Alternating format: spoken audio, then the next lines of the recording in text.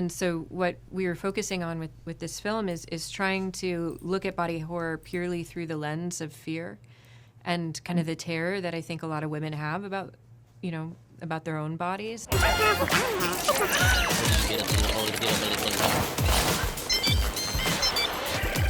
Hi, Arkasha. Thank you so much for having the time to talk to us. Yeah, thanks for taking the time.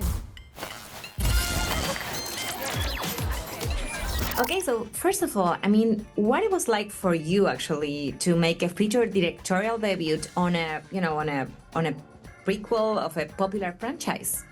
Yeah, well, I'm not gonna lie, it was pretty terrifying, at first, and when you're trying to add to the universe of The Omen. I've been such a huge fan of the original since I was such a young girl, so it is scary because you don't want to mess it up. But it was actually ended up being really, really exciting because the story allowed for us to kind of create our own thing and our own world and then dovetail into the 76 version. So.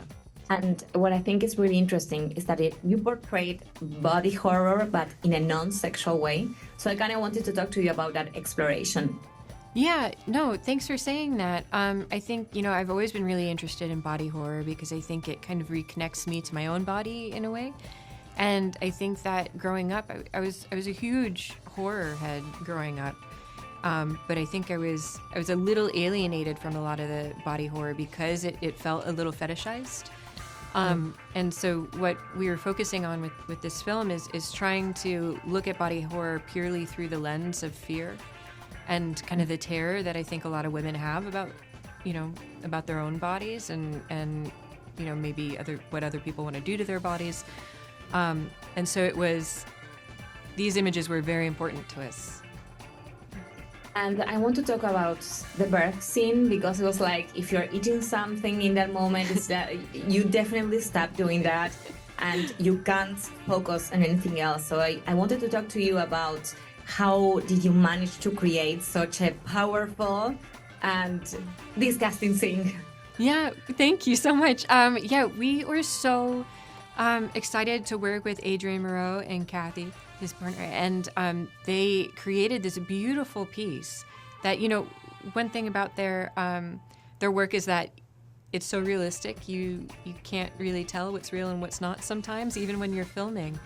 And so that was, I think, so what they built was so pivotal for the scene, but also, that we have a lot of gore in our film. We have a lot of horror. We have a lot of bodies being ripped in half, being set on fire, but the real image that kept us from getting an R rating with the ratings board was this image of the vagina. And sorry, that's a spoiler, but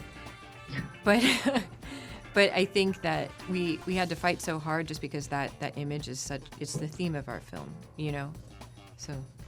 Yeah, completely. And I know you had to fight for the R rating, for the movie to be R rated, and you actually accomplished that. So that's actually really good news for horror fans. Oh, thank you. Yeah, we joked that originally in the director's cut it was just a short film about that one scene, but then we had to trim it down.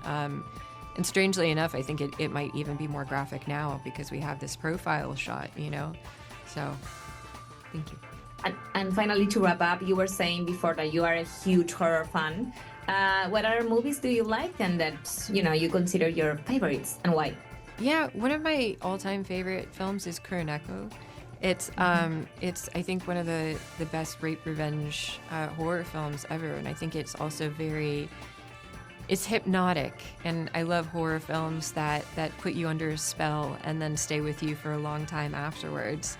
So that's one of my all-time favorites. And then another one is The Vanishing, just because you forget that you're watching a horror film. It feels so real, and it's such a real-life scenario that it puts a lot of paranoia in you, just in your daily life. Yeah. Completely. I couldn't agree more. Thank you so much for your time, Arkasha.